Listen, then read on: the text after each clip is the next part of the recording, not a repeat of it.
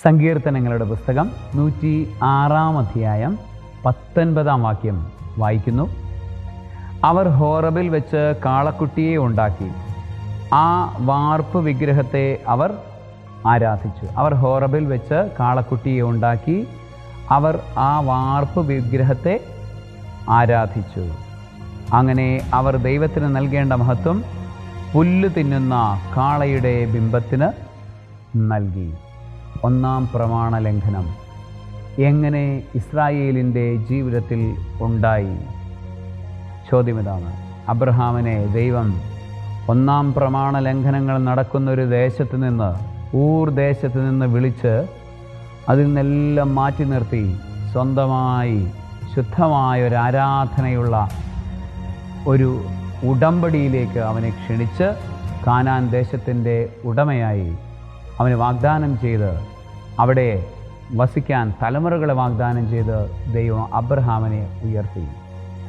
പിന്നീട് എങ്ങനെയാണ് അവർ ആ വിഗ്രഹാരാധനയിലേക്ക് അബ്രഹാമിൻ്റെ സന്തതി പരമ്പര പോയത് എന്നാണ് ഈ വചനം നമ്മളോട് പറയുന്നത്. അവർ ഈജിപ്തിൽ നിന്ന് ഉള്ള യാത്രയിലായിരുന്നു. ഈജിപ്തിൽ നിന്നുള്ള യാത്രയിൽ അവർ ദൈവം പ്രവർത്തിച്ച അത്ഭുതങ്ങൾ കാണാൻ മറന്നുപോയി. അത്ഭുതങ്ങൾ കണ്ടപ്പോൾ അവർ ദൈവത്തെ സ്തുതിച്ചു, ക്ഷണനേരം ദൈവത്തെ സ്തുതിച്ചു.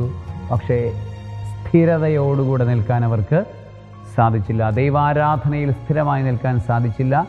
ദൈവത്തിൻ്റെ സ്വരം കേൾക്കാൻ, ദൈവത്തിൻ്റെ ഉപദേശം കേൾക്കാൻ, ദൈവത്തിൻ്റെ കൗൺസിലിംഗ് സ്വീകരിക്കാൻ അവർക്ക് സാധിച്ചില്ല. പരിശുദ്ധാത്മാവാണ് കൗൺസിലിംഗ് നൽകുന്നത്, അത് സ്വീകരിക്കാൻ അവർക്ക് സാധിച്ചില്ല. പരിശുദ്ധാത്മാവാണ് മുന്നോട്ട് നയിക്കുന്നത്, ഇതാണ് വഴി, ഇതിലേ പോവുക എന്ന് പറയുന്ന പരിശുദ്ധാത്മ സ്വരം അവർക്ക് കേൾക്കാൻ സാധിച്ചില്ല. അപ്പോൾ അവർക്ക് എന്ത് സംഭവിച്ചു?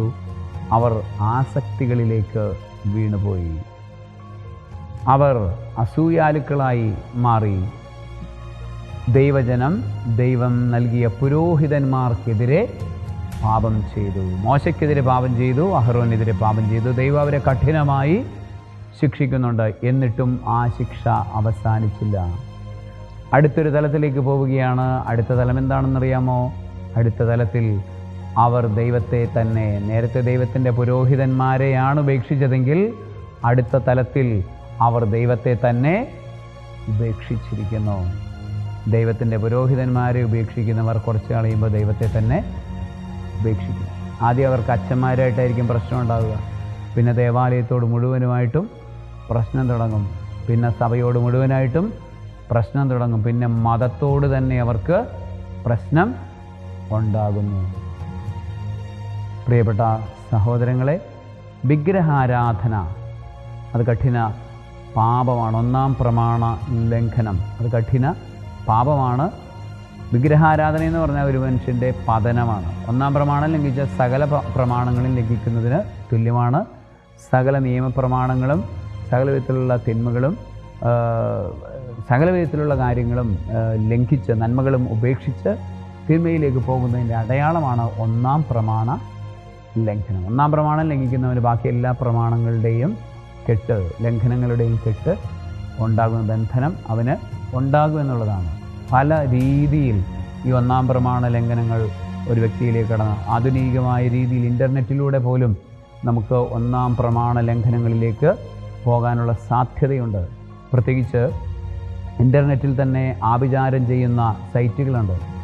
വിഗ്രഹാരാധനയ്ക്ക് ആളുകളെ ക്ഷണിക്കുന്ന സൈറ്റുകളുണ്ട്. അതുപോലെ തന്നെ മന്ത്രവാദ സൈറ്റുകളുണ്ട്, കൂടോത്ര സൈറ്റുകളുണ്ട്. അതുപോലെ തന്നെ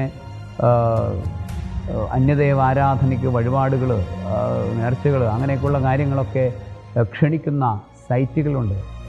കണിയാന്മാരുടെ സൈറ്റുകളുണ്ട്. അപ്പോൾ അങ്ങനെയുള്ള കാര്യങ്ങളിലൊക്കെ പോകുന്നത്. പിന്നെ മഷിനോട്ടം, തത്തയെ കൊണ്ടുള്ള ഭാവി പറച്ചിൽ പോലുള്ള കാര്യങ്ങൾ, ഇതെല്ലാം സ്പിരിറ്റിൻ്റെ പ്രവർത്തനങ്ങളാണ്, ദുഷ്ടാരൂപികളുടെ പ്രവർത്തനങ്ങളാണത്.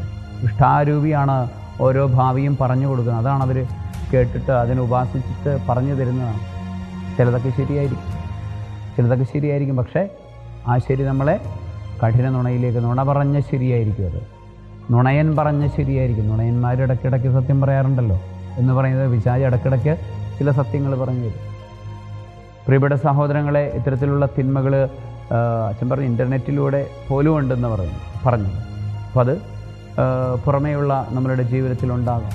പ്രത്യേകിച്ച് പോർണോഗ്രഫി കാണുന്നവർ പലരും ഒന്നാം പ്രമാണ ലംഘനത്തിലാണ്. കാരണം അവർ വിചാരിക്കും അത് വ്യഭിചാരവുമായി ബന്ധപ്പെട്ട മേഖലയല്ലേ, 6-ാം പ്രമാണ ലംഘനമല്ലേ എന്ന് വിചാരിക്കും. കാരണം ഇതാണ്, ഈ 6-ാം പ്രമാണ ലംഘനത്തിൻ്റെ മേഖലയിലുള്ള ഈ വ്യക്തികളെല്ലാം മിക്കവാറും എല്ലാവരും തന്നെ 1-ാം പ്രമാണ ലംഘനം നടത്തുന്ന ആളുകളാണ്, അശുദ്ധിയുമായി ജീവിക്കുന്ന ആളുകളാണ്. പ്രത്യേകിച്ച് ലെഗിയോൺ സ്പിരിറ്റിൻ്റെ അതിശക്തമായ ആവാസമുള്ള വ്യക്തികളാണ് ഇത്തരത്തിലുള്ള അത്തരത്തിൽ സ്വയം തുറന്നു കാണിക്കുന്ന വ്യക്തികൾ.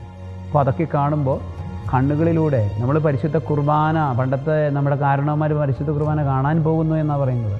ഇപ്പോൾ നമ്മൾ കണ്ണാടിയിൽ എന്നതുപോലെ അവിടുത്തെ കാണുന്നു. അപ്പോഴാകട്ടെ നമ്മൾ അവിടുത്തെ മുഖാഭിമുഖം ദർശിക്കും. പരിശുദ്ധാത്മാവിൻ്റെ അഭിഷേകം കണ്ണുകളിലൂടെയാണ് പരിശുദ്ധ കുർബാന കാണുമ്പോൾ നമ്മളിലേക്ക് പ്രവേശിക്കുന്നത്. കണ്ടാൽ തന്നെ അതിന് അഭിഷേകമുണ്ട്. നമ്മൾ ആരാധന നടത്തുന്നു, ആ സാമീപ്യത്തിൽ പോയിരിക്കുന്നു, ഈശോയെ കൺതുറന്ന് കാണുന്നു. അതൊക്കെ ആ കണ്ണുകളിലൂടെ തന്നെ പരിശുദ്ധാത്മാഭിഷേകം നമ്മളുടെ കണ്ണുകൾ ശുദ്ധീകരിക്കുന്നു, പഞ്ചേന്ദ്രിയങ്ങൾ ശുദ്ധീകരിക്കുന്നതിൻ്റെ ഭാഗമാണത്. അപ്പോൾ ആത്മാവിൻ്റെ അഭിഷേകം, ആത്മാവിൻ്റെ പ്രവാഹം കണ്ണുകളിലൂടെയും ഉണ്ടാകും. അപ്പോൾ മറുഭാഗത്ത് ഈവിൾ സ്പിരിറ്റുകൾ നമ്മളെ, അശുദ്ധാരൂപികൾ നമ്മളെ കണ്ണുകളിലൂടെ നമ്മളുടെ ജീവിതത്തിലേക്ക് പ്രവേശിക്കും. ആകയാൽ ഇത്തരത്തിലുള്ള 1-ാം പ്രമാണ ലംഘനങ്ങളുടെ മേഖലകളെല്ലാം നമുക്ക് പൂർണ്ണമായും ഉപേക്ഷിക്കാം. 6-ാം പ്രമാണ ലംഘനം ഉൾപ്പെടെയുള്ള തിന്മകളിലൂടെ കടന്നു വരുന്ന 1-ാം പ്രമാണ ലംഘനത്തിലേക്കുള്ള വഴി തുറക്കലുകളെല്ലാം, അത്തരത്തിലുള്ള മാർഗങ്ങൾ തന്നെ നമുക്ക് പൂർണ്ണമായും ഉപേക്ഷിക്കാം.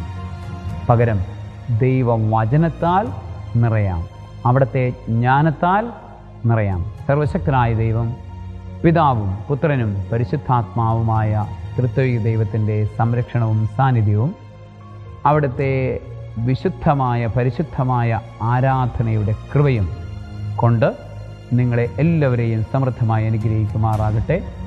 ആമേൻ.